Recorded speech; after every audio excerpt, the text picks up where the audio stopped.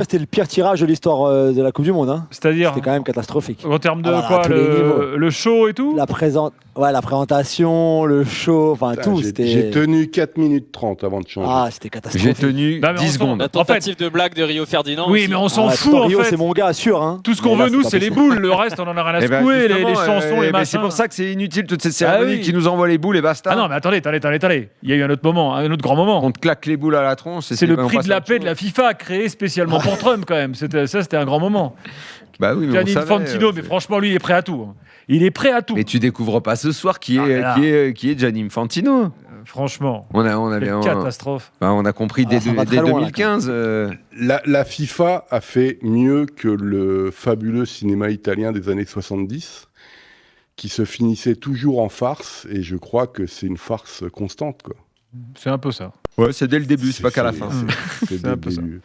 Bon, excusez-nous les gars, mais on va quand même démarrer par le groupe de la France, hein, parce que on disait tout à l'heure en introduction que la chatte à Dédé sans doute était partie chez le voisin, puisque Sénégal, Norvège, déjà c'est quand même deux gros morceaux mine de rien. Hein et donc le vainqueur d'un barrage qui opposera, enfin ce sera soit la Bolivie, soit l'Irak ou le Suriname. Bon, a priori on peut. Oui, mais encore une fois, le problème des analyses de ce premier tour, c'est que puisque 32 équipes sur 48 vont se qualifier, Oui, donc le meilleur troisième en gagnant se qualifie. un match, JD12. logiquement tu vas passer. Donc tu peux toujours dire que Sénégal. Alors oui, alors après effectivement, si tu termines Premier match contre troisième, le Sénégal, si tu termines deuxième troisième, match tu contre vas le croiser. barragiste et troisième match contre la Norvège. Tu vas pas croiser du velours, effectivement, Bon, si tu termines troisième. Mais bon, tu es quand même à l'abri. Parce que bon, 8 meilleurs troisièmes sur 12. Hein. Oui. 32 équipes vont se qualifier Oui, sur non, mais 48. c'est pas les troisièmes. Tu vois ce que je veux dire? C'est Mais quand j'ai même pas les dit- 8 j'ai meilleurs. pas dit Non, troisième. mais c'est C'est pas juste pour tous les le meilleurs préciser. Bon, donc Mais malgré tout, les gars, Non, mais vous dites, malgré tout- vous dites que la France Non, mais- va se qualifier. Pour moi, ce truc à 48, voilà, on va pas revenir là-dessus, c'est totalement. Peut-être que le France-Norvège sera pour du beurre. C'est Match de dingo. coiffeur. C'est dingo, mais effectivement, dans tout ce maelstrom et ce nombre d'équipes à prendre, effectivement, ils ont pris pour l'instant les deux pires, puisque la troisième, on ne sait pas, Oui. qu'ils pouvaient prendre. Enfin, deux des pires. Si qu'ils ça avait pouvaient été prendre. deux qualifiés, le Maroc, on aurait peut-être. appelé ça groupe de la mort et ok, l'appellation, on aurait mis le Voilà. tampon dessus. Ne Voilà. comptez pas Exactement. sur moi pour vous dire que c'est le jackpot, messieurs, dames. Non, là en l'occurrence, ça ne l'est pas. Voilà. On Ça ne attendra encore dans 4 ans, on verra. Ça ne l'est pas. Voilà pour la France. D'ailleurs, tiens, on aura peut-être un invité d'ici minuit et demi tout à l'heure pour en parler, mais Mais on rappelle que c'est le match, la réédition de France-Sénégal 2002. France-Sénégal T'as bien fait de 2002, le rappeler parce que je pense merci. qu'on avait un peu oublié. Flo. ouais. Non, mais France-Norvège à la nos Coupe du jeunes Monde, on n'a jamais eu de auditeurs. mémoire. France-Norvège en Coupe Non, du Monde. non. Non. France-Bolivie, Et France-Irak, non plus. Haaland contre Mbappé aussi. Hein, pour Haaland ce contre troisième Mbappé, match. exactement. Ouais. Bah, si c'est un match qui Ça a compte, motivé Mbappé. parce que si c'est un match de coiffeur, tu peux l'avoir ni l'un ni l'autre. Hein. C'est vrai, mais ça peut aussi être la finale du groupe pour qui va gagner, qui va être premier. Et il y a si un- t'es premier, et il y t'es a un protégé intérêt, jusqu'à la demi-finale. Alors d'autant que est protégé, y compris sur les déplacements et tout ça. je fais quelques Tout à fait. projections. Donc, en fait, la France pourrait récupérer l'Allemagne en huitième de finale. Oui, c'est possible. Derrière, probablement, ce serait Brésil, Pays-Bas ou Maroc. Et ensuite, peut-être l'Espagne en demi. Voilà un peu une projection, hein, évidemment. Tout Ah ça oui. est Ouais, là, on est vraiment hypothétique. dans la projection. On est dans la projection, exactement. Alors, l'Espagne, je le disais, sans doute un des gros favoris. Alors là, par contre, Il se projette aussi. on peut parler quoique, attention, l'Afrique du Sud, c'est une très bonne équipe africaine. L'Uruguay, bon, c'est l'Uruguay de Bielsa, c'est quand même pas mal. Donc l'Espagne doit se méfier, doit faire gaffe et Non, tout. mais Mais la attends. France, il y a un boulevard jusqu'en demi. Il n'y a pas l'Afrique du Sud. Non, hein, non, c'est c'est quoi pas- Pardon, non, c'est Il y a non, une la- Arabie Cap Saoudite de Vert. faire des projections Cap quand même. Cap-Vert, c'est Cap-Vert c'est et Arabie Cap-Vert, Saoudite. Arabie Saoudite, Ah, Uruguay. Ah oui. Gilbert, Non, le- première erreur. Le groupe en lui-même, pardon. Autant pour le groupe moi. en lui-même, bon, ils sont évidemment favoris. Après, l'Espagne, L'Arabie l'Uruguay Saoudite sont a battu contents de jouer l'Argentine l'Uruguay. à la Coupe du Monde, je vous le rappelle quand même. Ouais, effectivement, ça, ça a eu qui des se méfie conséquences quand même. derrière, hein, en plus, vraiment, parce que l'Argentine, ça les a plombés. C'est le fait d'armes d'Hervé Renard. Ah, vraiment. Non, mais ils sont très contents de jouer l'Uruguay parce qu'il y a une vraie histoire footballistique entre les deux pays, beaucoup de joueurs uruguayens qui sont venus jouer en Liga, etc. Mais en Espagne, surtout, ils se projettent et ils voient qu'ils se croisent avec le groupe de l'Argentine dès les 16e de finale et que donc, s'il y a l'un des deux qui se rate et qui termine deuxième du groupe, tu peux avoir un Espagne-Argentine dès les 16e de finale, ce qui serait quand même assez exceptionnel. À part ça, ils sont quand même très content du tirage en Espagne parce que déjà le groupe est abordable et en plus de ça, si tu te projettes un petit peu dans le cas où il terminerait premier et l'Argentine termine premier, tu as quand même 16e, 8e, voire quart relativement accessible. Tu as forcément des bonnes équipes, mais tu pourrais avoir par exemple un parcours Autriche, Croatie, Belgique avant la demi-finale. C'est pas facile, mais t'évites, on va dire, une équipe comme pourrait être l'Angleterre ou autre. Le Brésil ou la France.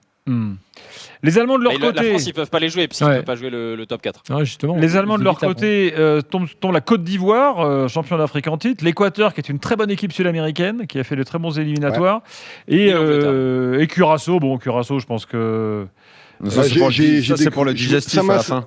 Oui, Polo. Ouais, c'est Dick Advocat, en fait. Je croyais qu'il était mort, moi, mais apparemment. C'est tout des néerlandais, tu sais. Ouais, non, mais en fait, je sais pas quelle nation il n'a pas entraîné, en fait. C'est vrai, c'est impressionnant. De voir que c'est un escroc, quand même. Un escroc du football, quand même. Faut pas l'oublier. Donc, je sais pas comment il arrive à se replacer à chaque fois. Il a été sélectionneur des Pays-Bas, de l'Irak, de la Serbie, de la Russie, de la Belgique, de la Corée du Sud. Et enchaîne avec les clubs aussi. Il a quel âge ? Il a 75 ans. Il a été sélectionneur 3 fois des Pays-Bas. 3 fois des Pays-Bas. 78 ans. Émirats Arabes Unis aussi. Et les clubs, on voit les clubs aussi. Les clubs, non, c'est trop long. Il y en a pour jusqu'à minute 30. Et puis il y a quand même une petite polémique en Allemagne. Quasi tous les clubs hollandais déjà. Oui, Polo, vas-y. Il y a une petite polémique en Allemagne, puisqu'il y a Balic qui avait une sélection avec l'Allemagne, qui était l'expert, entre guillemets, qui était invité par le service public, la ZDF. Et dans les couloirs, derrière les rideaux, quand il a vu le tirage le tirage de l'Allemagne, il a dit mais c'est ridicule ce tirage. Et évidemment, la journaliste a lâché l'info en disant mais explique-toi pourquoi c'est ridicule. Et donc il était gêné. Il a expliqué que non mais je pensais que ça aurait pu être un peu plus dur quand même. C'est-à-dire il y a quand même des gens qui ont un peu les yeux ouverts et qui se rendent compte que cette Coupe du Monde est ridicule. Il y a des nations qui n'ont rien à faire là. Déjà, au championnat d'Europe, on le voit. Là, franchement, quand tu vois le Panama qui est là, tu sais très bien qu'ils sont là parce que la CONCACAF, c'est eux qui organisent le truc. Enfin, moi, le Panama, j'espérais le voir c'était pas possible, mais dans le groupe des États-Unis, quoi. Comme ça, Trump nous aurait envahi le Panama pour la 654 millième fois, les États-Unis, et juste avant la rencontre, on aurait pu se marrer, tu vois, les trucs comme ça. Mais c'est vraiment ridicule. Quand je parle de farce, c'est vraiment le truc. Je sais pas qui il était déjà pote avec Noriega, président américain de l'époque. Polo, dans les dernières Coupes du Monde, l'Allemagne a franchement chuté sur des équipes faiblardes et je ne crois pas qu'ils puissent être très arrogants, les Allemands, au vu de ce qui s'est passé dans les dernières Coupes du Monde. Ils ne peuvent plus tellement dire oui, on écrase tout le monde et même les petites équipes, ça passe. Mais ce n'est pas qu'une question de l'Allemagne. Jusqu'à preuve du contraire, la dernière nation qui s'est ajoutée à la victoire en Coupe du Monde, c'est l'Espagne en 2010. C'est toujours les mêmes, en fait. Mais dans ce cas-là, on fait une Super League et on fait que des gros matchs et il n'y a plus de belles histoires et les petits pays n'ont plus le droit de rêver de jouer la Coupe du Monde. Oui, mais alors dans ces cas-là, c'est quoi la limite alors ? Oui, mais c'est quoi la limite, Edgar, dans ce cas-là ? Si tout le monde doit avoir le droit... à 128. Si tout le monde doit avoir le droit au bonheur, dans ces cas-là, tu peux y aller jusqu'à 100 dans ce cas. Et puis tu peux l'étaler sur 2 ans parce que ça fera encore plus de matchs. On voit ça dans le prisme des Français, des Espagnols, des Allemands. Edgar, si j'étais on la connaît cette réflexion. Non mais cette réflexion, on la connaît. Nous on a grandi avec la première Coupe du Monde que je vois, c'est 16. Après l'étape d'après, ça a été 24 et ça a toujours augmenté. Le problème c'est le raisonnement il faut donner du bonheur à tout le monde, l'universalité du foot, la fameuse phrase on a plus de pays que l'ONU et tout. J'entends tout ça. Je le connais ce raisonnement. Où est-ce qu'on va mettre la limite ? Non mais c'est une vraie question, mais de là à dire, c'est la seule question. Moi, je suis pas d'accord avec ça. Mais c'est la seule question. Mais si, tu peux le dire. Mais si, tu peux tenir le discours que toi tu tiens, et tu peux tout à fait respecter le discours élitiste qui serait de dire c'est beaucoup trop et il y a beaucoup de matchs qui servent à rien. Tu peux également le dire. Le problème c'est ça. Et d'ailleurs la FIFA joue sur cette ambiguïté-là. Moi j'avais proposé une Coupe du Monde avec tout le monde. Ils continuent à faire leur business. Moi j'avais proposé une Coupe du Monde avec tout le monde à 200. Oui, sauf que ça s'appelle les qualifs. Sur 4 ans. sur 4 ans. Mais c'est ce qui s'appelle les qualifs. Et pourquoi, en fait, on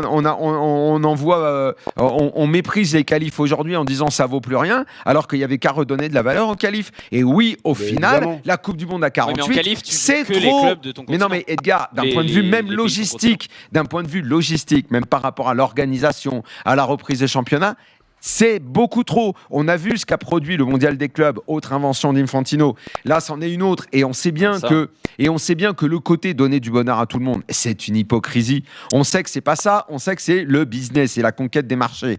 Donc, le côté fleur bleue, on donne un peu le kiff pour tous, on sait que c'est pas vrai non plus. Donc à un moment, il y a une limite. Et les 48, je trouve qu'on est au-delà de la limite. Alors l'Angleterre, surtout avec le meilleur troisième qui va se qualifier.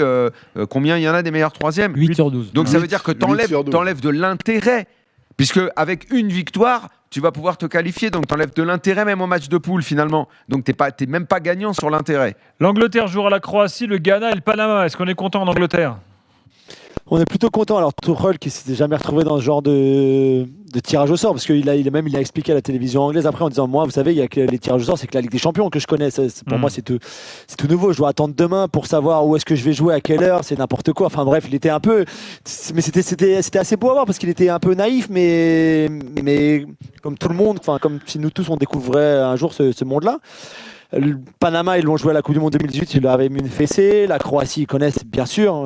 Ça rappelle aussi la demi-finale de 2018, bien sûr. Et puis le Ghana, tu as pas mal de joueurs qui jouent en première ligue, les Semenyo, les Kudus, etc. Donc c'est un tirage intéressant, mais c'est vrai qu'ils sont plutôt satisfaits du tirage. Et surtout, ils vont jouer sur la côte Est, c'est absolument ce qu'ils voulaient. Et visiblement, ils sauraient déjà que la plupart des coups d'envoi seraient... pas trop tôt, donc ça les arrangerait aussi. Parce que Tourelle, il a une idée. Il dit s'il fait très chaud, on laissera les remplaçants dans le vestiaire. Voilà. Ouais, ils ont plein de trucs comme ça. Ça a été fait à la Coupe du Monde des clubs. Hein. Il fera frais. Pas bête. Ouais, après, quand tu sors, tu prends un choc thermique. Je sais pas si c'est intelligent. Hein. Ouais, enfin, rester à 42 pendant tout un match sans jouer. Ah oui, attendez. Tu prends un coup de chaud, bim. Je vous ai pas raconté C'était le Bayern Munich qui avait fait ça à la Coupe du Monde des clubs. Ils étaient restés dans le vestiaire. Je vous ai pas raconté le dernier délire de Trump. Parce que Trump, il a adoré le truc.